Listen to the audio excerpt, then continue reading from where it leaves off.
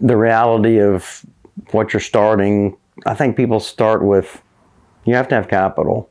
You know, I mean, you can't start with, in my industry, people think that you're going to start making money initially, and you're just not. You're going to lose money for a year, 2 years.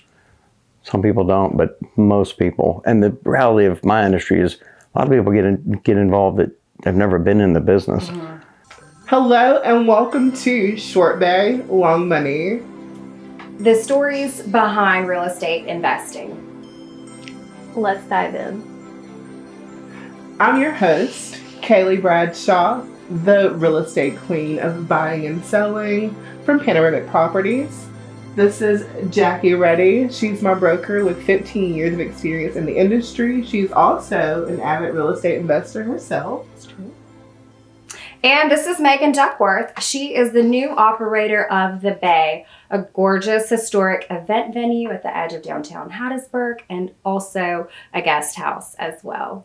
Welcome. Thank you. Thank you. And I'd like to take over and say, please.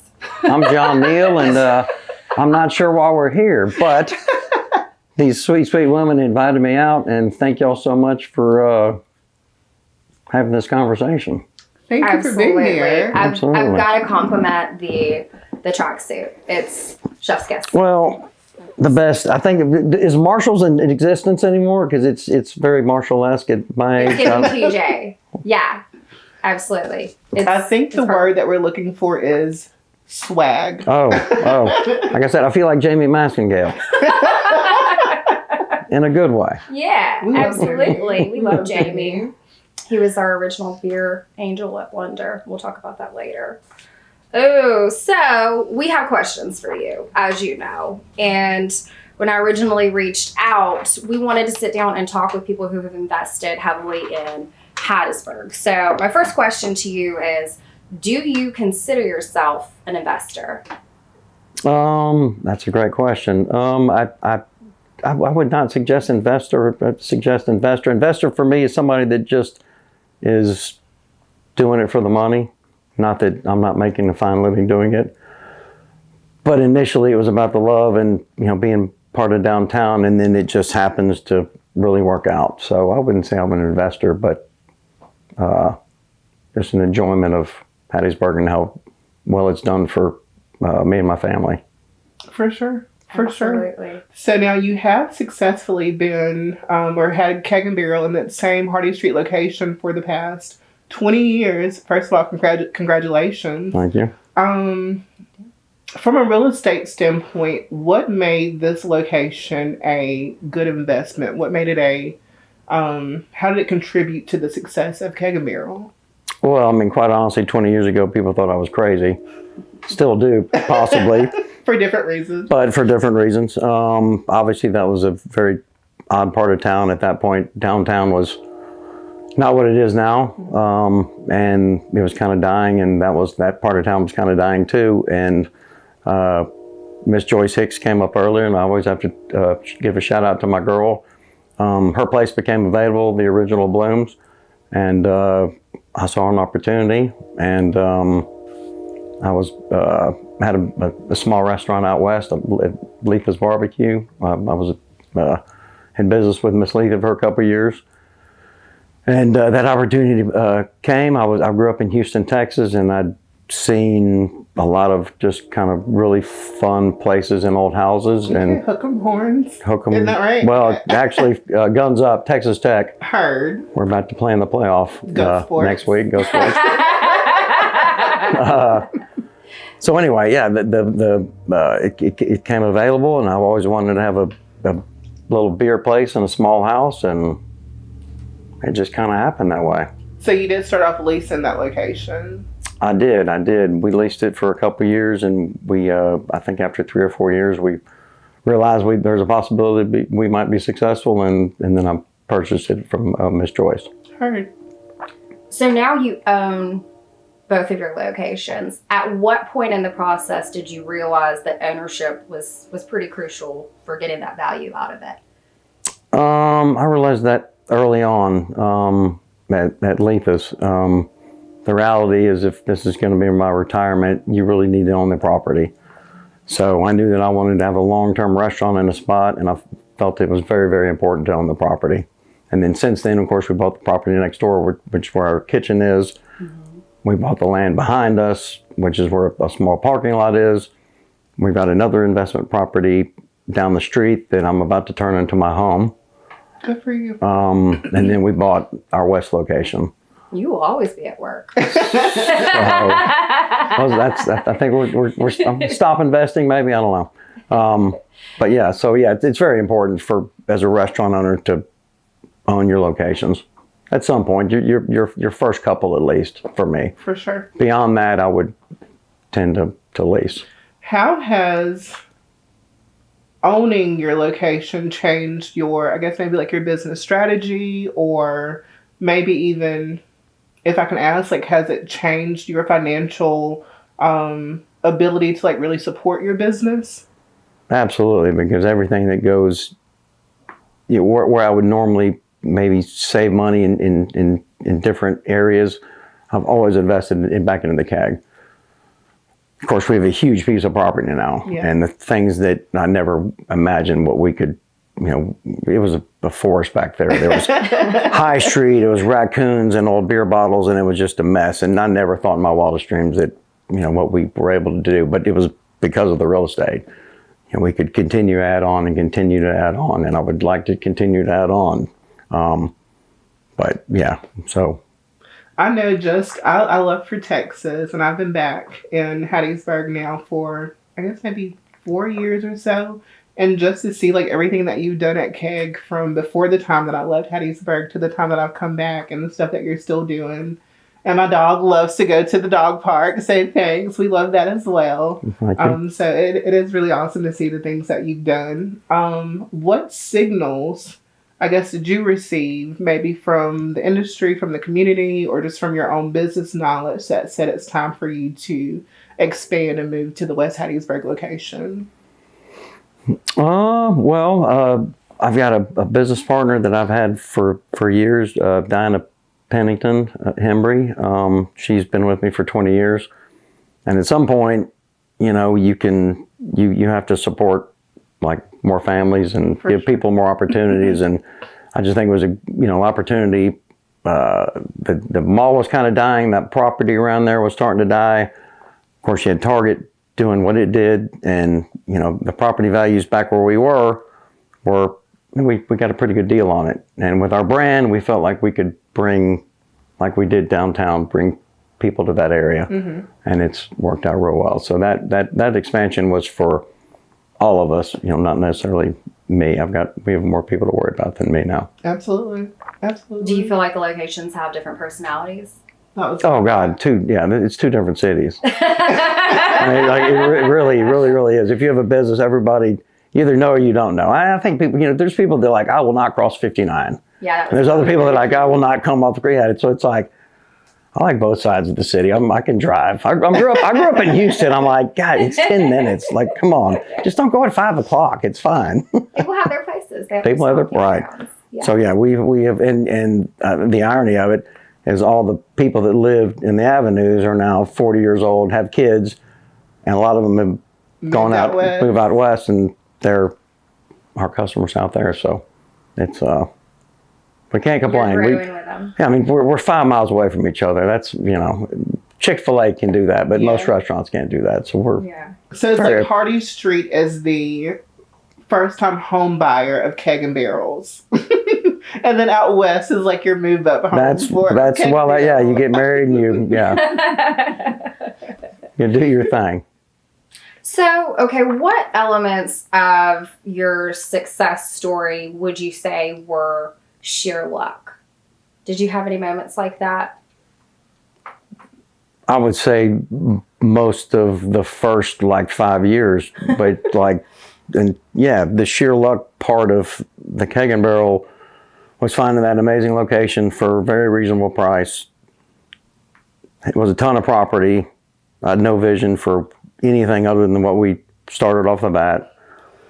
I met a bunch of great people that were very passionate about changing beer laws. I liked beer.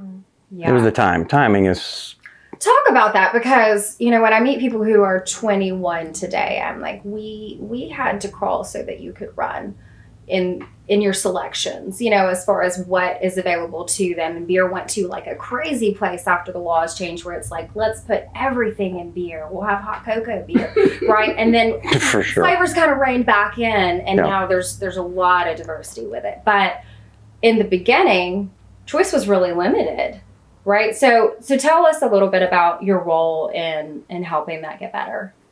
Please do not forget about our upcoming investor brunch. Stay tuned for more details. PM us, comment below, make sure that we have your details, because seats are limited, but we do want you to be there. Again, short bay, long money. Acute amount. But I think what we did was, again, we had a lot of Raise Your Pints. Mm-hmm. A lot of my Yeah. very good friends at A lot of t-shirts. a lot of t-shirt A lot of sales, swag. a lot of, you know, giving beer away and raising money. And again, with a huge collection of people, we're able to change the beer laws. And that's when Keg and Barrel we went from this little cute place in the house to like, oh my God, this might be something. Y'all were like ground zero for that at that Yeah. time. So That was pretty amazing to watch happen. Very fun. Who'd have thunk that many little dreamers could get together and do something with legislation? So July 1st, 2012. That's when Wow. that's when the law changed. he remembers. Well, earlier you had mentioned a business partner. Going back to that, what advice would you give to business owners that are looking for partnerships, and how do you find the right partner to be in business with? That is a question that cannot be answered. I've had a lot of partnerships. Very few of them have lasted. Now, none of the bridges have been burned. I mean, money becomes money, and people, you know, that's money is everything. And when there's not enough, but very rarely do relationships die because there's too much money. So there's not enough. But the reality of what you're starting, I think people start with, you have to have capital. You know, I mean, you can't start with, in my industry, people think that you're going to start making money initially, and you're just not. You're going to lose money for a year, 2 years. Some people don't, but most people. And the reality of my industry is a lot of people get involved that have never been in the business, right? So, you know, if you get in the real estate business and you don't know what you're doing, you're probably going to fail, you know. But in the restaurant business, Mama knows how to cook, and we got a good name, and we got a piece of property, and so. Well, the difference between your industry and ours is that, you know, the threshold for entry in real estate. I mean, you can get a real estate license in Mississippi, and in year one have gotten away with spending, you know, under $2,500 to hang your little shingle out there, have your business cards, do all of the steps. But when you go and assemble the capital to open a restaurant, you're talking about life-ruining amounts of money. Right. And we see it, you know, we see it happen. And so that's something that Over and over again. Even as the commercial real estate broker, there's a responsibility from my perspective to say, wait a minute, has the math really mathed on this? Because I don't want to get you in here as a tenant or a buyer, and this concept is not going to work. It becomes irresponsible And a at lot some of times point. it's sending people back to the drawing board and saying, look, I need you to finesse this business plan. Come back in 3 years. You know, when you really can go that long without a paycheck, right? Or you have this other source of income, or you've raised more capital. Yes. And so a lot of times it's, you know, not now Yeah. for folks. But I would rather see that than them be destitute. Yeah. You know? For me, it was another source of income. Yeah. I had another source of income. I catered on the side. I had Letha's, and I catered on the side. So crucial. And then, But a lot of people don't see that, you know, and that's why we wanted to sit down and talk with you, because, you know, somebody coming to your bar would think, oh my God, John makes this look easy. You know, like I could do this too. And they don't know, you know, the sweat behind it and how to get to that point. You got a second job, or in some cases a third job, right? Is really what you're talking about. You know, you're running every direction. And so there's like a time and a season for that, and that to be a business owner starting out, and it can be exhausting for sure. I actually catered out of my garage. Did you really? That's how Microsoft. I was about to say. Pharmaceutical reps. That's what pharmaceutical reps built Keg and Barrel. Wow. I catered out of my garage after I left Letha's, and did a bunch of business out of my garage, and then bought the building next door, which is our kitchen now, to cater out of. So I had the catering place and Keg and Barrel. Well, catering was kicking ass, and it was me and 2 people. And I had a bunch of people at Keg and Barrel standing around not doing anything. I said, you know what? I'm about to build a bridge between these 2 places. Yes. And we're going to bring the kitchen over here, and we're going to... Was that the birth of the Neal house, essentially, or not That was, quite yet? that was the kind of where Keg got to be what it is now. Yeah. Our kitchen was, you've seen our kitchen. Our kitchen was tiny, and a little had an epiphany. It's like, I've got to put these things together. Because this ain't working, and I'm tired of working. Hustling. Yeah, absolutely. That's actually a conversation we had before you got here, is that, there's no secret that there have been failed businesses and failed restaurants in Hattiesburg. And you mentioned your brand earlier. What do you think it is about the Keg and Barrel brand? What is it about you in this industry, or your business in this industry, that has given you the longevity to stay here in Hattiesburg, not just in one location, but in 2 locations, coming up now at 20 years? I mean, I just being fortunate, and I mean, I assembled a really good crew that was passionate like I was, For sure. I think that, luck, being in the right place at the right time, Diana, like I said, she was with me, she's been with me 20 years. Yeah. So I've got a bunch of very loyal people that have been with me for 10 plus years. And, with any successful restaurant person is going to tell you the same story. Mm-hmm. But, yes, really, really good people. Core people. One thing I've noticed that sets you apart from some other businesses is how involved you are in the community and in downtown Hattiesburg with your pumpkin carving contest that you partner with the Avenues. Would you say being so community driven has kind of future-proofed your business? Absolutely. That's especially when we were starting off. We realized that just events, we did, homebrew competitions. We did, tails for ales. We did chili cook-offs. We did, crawfish boils.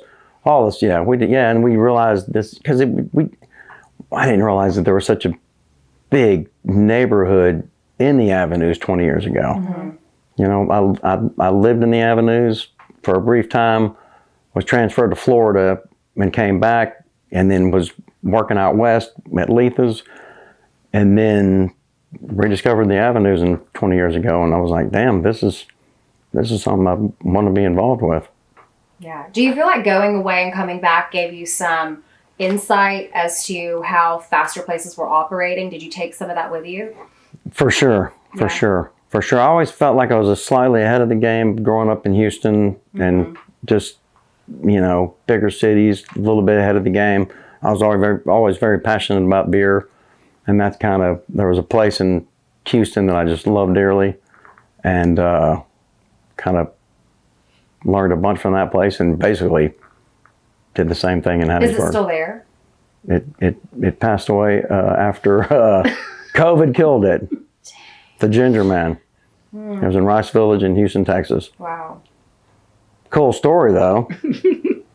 I had a brief bout of cancer, and I was in Houston after COVID, and they had the university had bought the building, put a fence around it. Well, I jumped the fence, and because they were going to demolish it, and stole a sign or 2, so they're hanging in the keg. Nobody knows that. Hi. You saved it in a way. I wouldn't say. Well, I mean, kind of.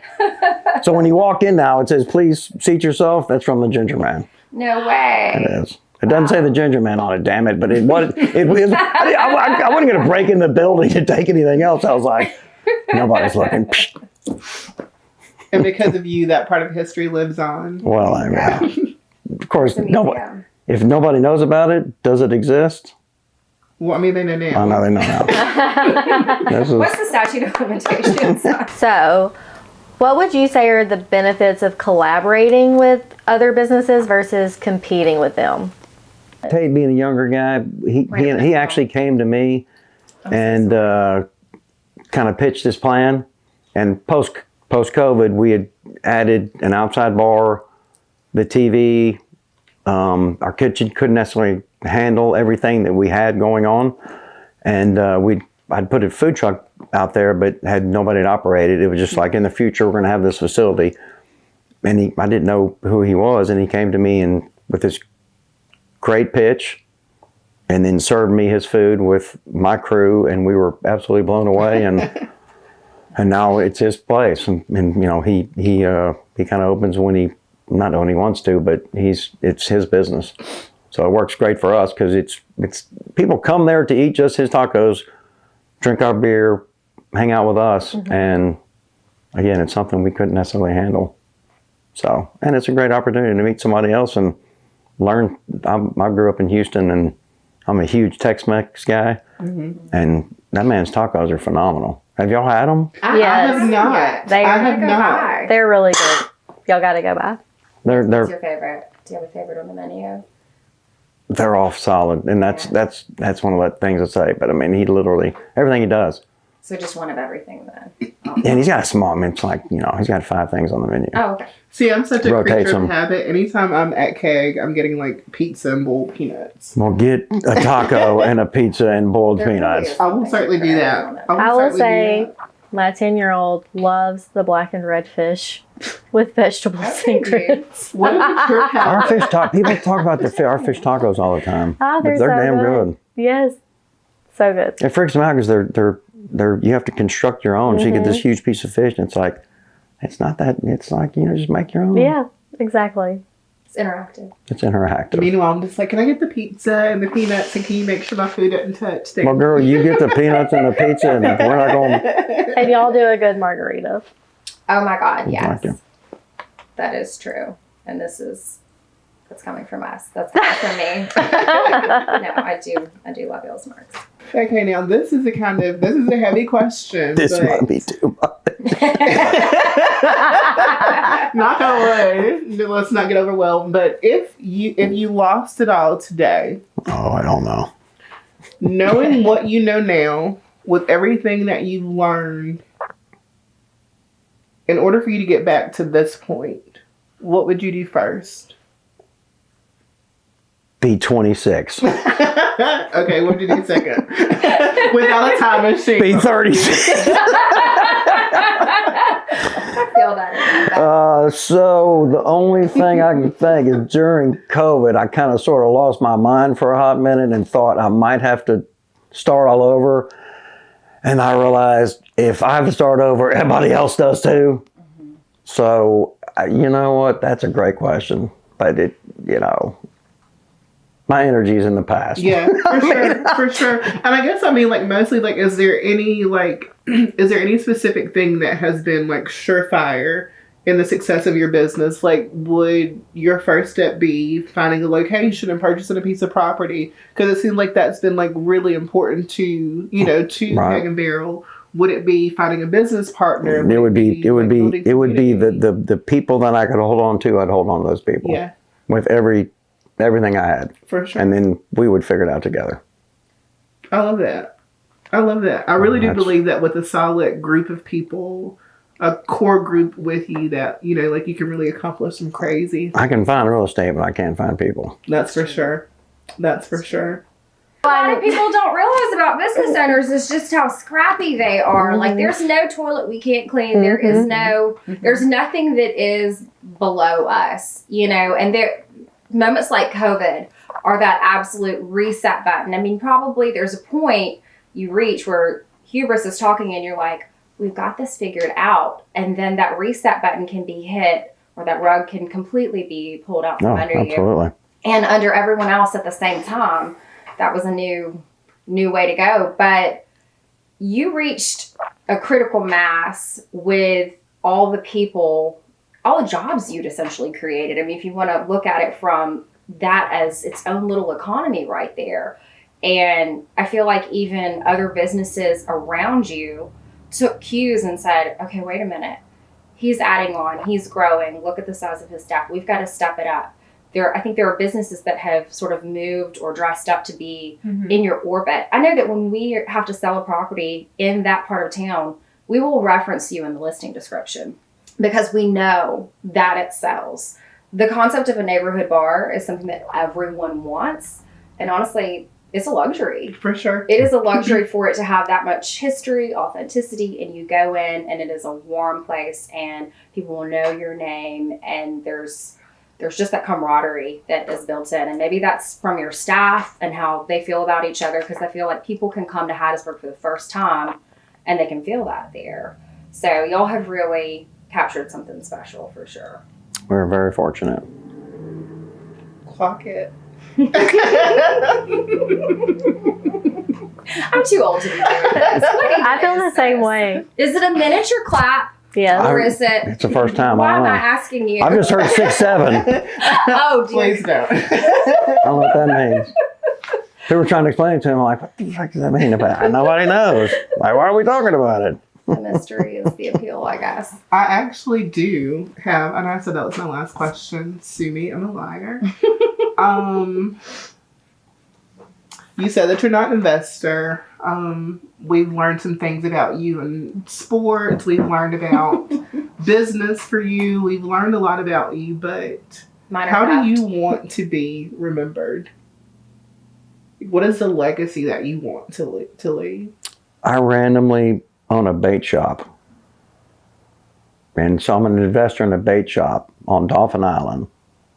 And I would like my legacy to be that I was the worst fisherman that had ever owned a bait shop. Because I am. Unless I get to be a better fisherman, I'm literally different universes, different galaxies. I'm the worst person that's ever owned a bait shop. How bad are we talking about? I mean, I go on fishing trips with my buddies and I catch one and they catch 50. Or I don't catch any. So lucky in business, not in fishing. I'm just not a very good fisherman. But I randomly have a bait shop. So the next time you tell this story, you have to let people know that you were an awful fisher, but you were a masturbator. Damn, okay.